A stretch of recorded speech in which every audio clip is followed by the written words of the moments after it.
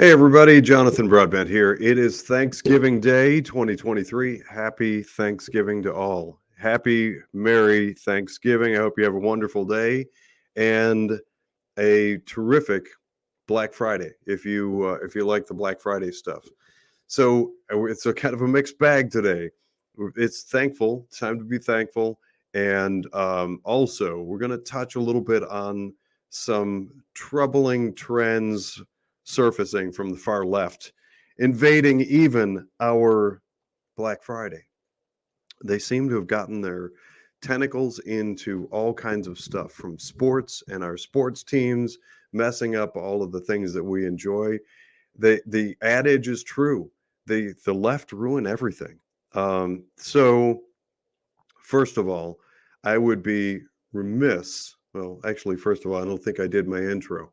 Welcome to UnWoke.Academy. This is another exciting episode. I'm Jonathan Broadbent, your host. So, Thanksgiving.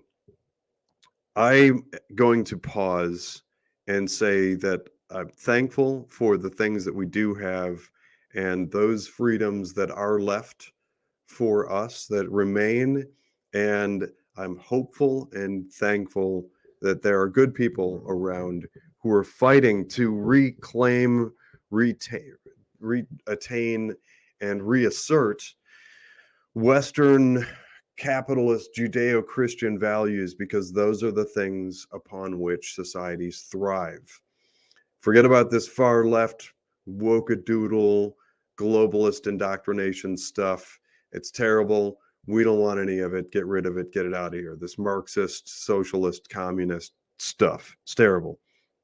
But I'm pausing also, in addition to being thankful for the stuff that's in my life and hopefully in yours as well.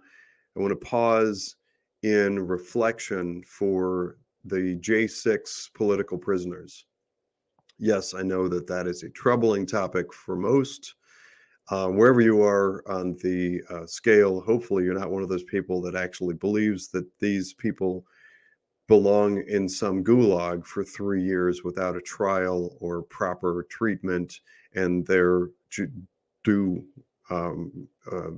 rights to a trial and jury, etc., and representation. They've been treated horribly. So for a long time, I've been referring to those people in gulags all over the United States as a result of their interest in going to protest what we largely believe to have been manipulated and fraudulent elections that took place in 2020.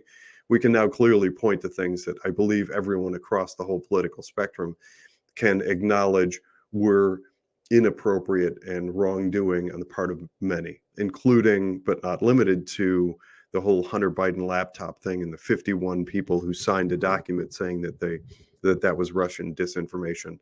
That's just one. That's the tip of the iceberg. But regardless, actually, I shouldn't be qualifying. Candidly, for any reason, anybody should feel comfortable going and protesting at any state capitol, at any U.S. capitol. What happened on that day, on January 6th, we have seen many, many times throughout history that when you get massive crowds together, bad things can happen. The really horrible manipulation of federal agents, outside agitators and actors who were pretending to be part of the patriotic group that met there, women and children, elderly, babies and strollers, and then a police presence that proved to be massively, overly violent. And then the manipulation of that for political reasons is horrible.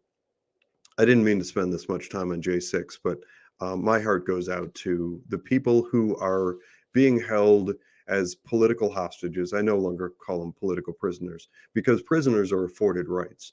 The people who are being held as a result of this witch hunt after January 6th are political hostages. And I hope that they are soon reunited with their families and we put things right in the United States. We are not a banana republic, third world type of enterprise, and we do not believe in the manipulation and imprisonment of people for political gain. That is sabotaging all of those things that are important and dear and critical to the structure and foundation of America. So on their behalf, I'm hopeful. But I want to drill down on something that is particularly Thanksgiving every year in the United States, and that's Black Friday. An alert reader sent me an article from Daily Wire. If you're not familiar with Daily Wire, they're a conservative group, a media enterprise that I think, if I'm not mistaken, my wife subscribes to this. I think we're signed up for it. Hi, Tiff. So Tiff signed us up for this, and we have Daily Wire. If you don't have it, I'm pretty sure that this is not behind a paywall. Hopefully I reference this and you're able to find it and you can look it up yourself. Oh, actually, I'm going to put it in the show notes. But here's an article from Daily Wire pertaining to Black Friday. And lo and behold, just like all the other things that the left gets their tentacles into, the left ruin everything. This is titled, "How Shoppers' Favorite Black Friday Brands Are Pushing the Left's Radical Agenda." Let's pause for eye roll. There's my dramatic eye roll. So this befitting of everything that we've been seeing the last couple of years. We've got these wokadoodle companies that are kowtowing to the left and are doing terrible things to their brand, to Black Friday, to we the people, and it's awful stuff. I'm going to pause for a moment and talk about what this is and what it looks like, and then we're going to talk about the companies that are specifically referenced within this article and how we should very specifically and strategically be talking about eliminating them from our lives.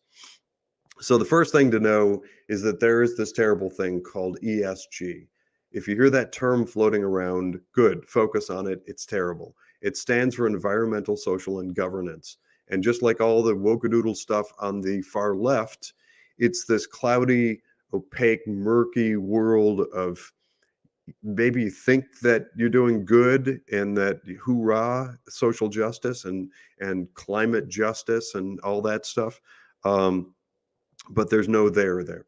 When you look at ESG, and few people have spent the time, energy, money, resources, and years to dig into ESG like I have, there's nothing there. It's fantasy land. It's just fiction. It's this created mumbo jumbo nonsense to put a veneer on things to entice people. And it creates a manipulative environment where a select few people can arbitrarily and subjectively pick and choose the winners and losers. And there's massive amounts of money to be made in that kind of control and power.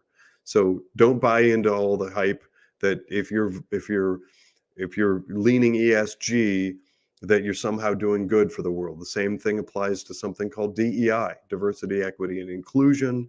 And behind the scenes, there is something that manipulates the entire system called CEI. It stands for Corporate Equity Index, and that is a social credit system for corporations. It's how the behemoth big billionaire multinational financial institutions kind of beat corporations over the head and club them into doing terrible bad things that they think is fun and entertaining, like damaging their own brand. We saw it with Bud Light, or their parent company, actually, Anheuser-Busch. We saw it with Target. We've seen it with Disney. All these companies, really from a financial perspective, they don't so much even have a choice. So they're reliant upon these multinational globalist sorts of corporations, these entities, banks, credit and lending. So let me put a finer point on that. The reason that these big corporations and entities are reliant upon the behemoth multinational financial enterprises like banks is for credit and lending, underwriting, bond issuance, all those kinds of things. They can't really operate without cash flow, without money, with access to currency. And the people that control access to currency are really, really, really, really far left, woke. And the reason for that is money, power, and control. So they institute these things, and that gives them carte blanche, massive, undue, and inappropriate levels of power over corporate enterprise. So imagine that you own some company and you make widgets, and you want to sell your widgets all over the world. And some of the material comes from the continent of Africa, and some of your labor is in Vietnam, and you sell into the American market, and then some American wholesalers and distributors send it around and ship it and sell it to Canada and Mexico and parts of South America. You have to interact with all those different governments. And if somebody, and it's not an if, it's actually the case, that there are mega globalist financial entities that control your ability to get in and out of and do business in those countries, and they also control cash flow, your ability to borrow money and at what rate and when you can borrow it and when you have to pay it back and what the terms are, you have global communism. And that's kind of where we are right now. So that corporate equity index is something that we all need to know about and understand, because if we are going to unravel that and get rid of it and untangle the tentacles out of corporate American corporations and businesses all over the world, we need to define it, understand it, and then work against it. Relatedly, there is a plan to do the same thing to individuals, and that's the combination, the horrible, unholy combination of a social credit system and something called CBDC, which stands for Centralized Banking Digital Currency, which is total control over your money. It actually then is no longer your money. Government controls your ability as to when, where, and how much you can access money. So there's an account. I will no longer call it your account. There's an account that your GPS-enabled phone is connected to. And if you travel too far from home, let's say, for instance, outside of that 15-minute city, then you may have to pay an excise penalty of additional charges for the thing that you want to buy if you travel too far. Or maybe if you travel too far, you're just not able to buy it. Or if you post something online that is deemed to be a violation of community standards, which is, we're supposed to be getting used to that with things like Facebook. There are these weird things that pop up. I get them all the time. And there's no rhyme or reason. I had one a few days ago. I violated some community standards, and I'm throttled and slowed down, and I'm in basically Facebook jail for 3 days or 10 days or 30 days. Well, here's the crazy thing on Facebook. I can't even tell what it was. What did I do? Did I post an image or a video? Did I tweet or post something? There's no explanation. You can't even find anything. It's all some sort of algorithm. And so you have to click the button, I object, whatever. And then it's like, well, thanks for letting us know. We'll take your feedback into consideration. And then I'm stuck for 3 days or 30 days or whatever. Imagine that is your world of finance. That's what's planned for money. That's centralized banking digital currency. You're being prepared for that with all this community standard nonsense that's coming out from social media platforms. And then look at what happened with things like that platform Parler and Twitter and Facebook and all that stuff. 4 years ago in the 2020 election cycle, all of a sudden, tens or hundreds of thousands of people were kicked off or banished, canceled. They were throttled or put in Facebook jail. Tons of people were just like, I don't even know why. I really don't understand what I did wrong. I mean, maybe they posted that they like some political candidate or they don't like some other political candidate. In the future, if we allow CBDC to establish itself, and we allow the insertion of social credit score, there's nothing stopping somebody in the future from saying that your negative comment about some politician is a violation of community standards, and therefore for 30 days you have no access to your money, to the money. It's no longer your money. So that's terrible stuff. That's why we meet here and have these conversations on UnWoke.academy, to put the spotlight on this stuff. But in the meantime, we have to navigate the companies. So two things, there's two main critical key pieces. It's avoiding the woke, because let's stop giving our money to these woke-a-doodle far left, because they're using it against us. They clearly hate America, Western values, free markets, capitalism, and everything about us. So stop funding the enemy, defund the woke. So we're going to find them. Then the other piece, and this is where it's brilliant, and you're going to love this, and the world becomes an amazing place again, like hasn't happened in decades. We're going to redirect that money from these big mega globalist woke-a-doodle companies that hate us, and put it into local community small business near you. I have a plan for that. And that is, it's creating the cash flow that bypasses banks. By the way, those banks, the same corporate equity index philosophy is being applied to banks. So banks are closing all across the US. Small, local, regional, community-based banking is being replaced by these big behemoth multinational globalist banks, and they don't want to lend to lots and lots of different types of people and companies.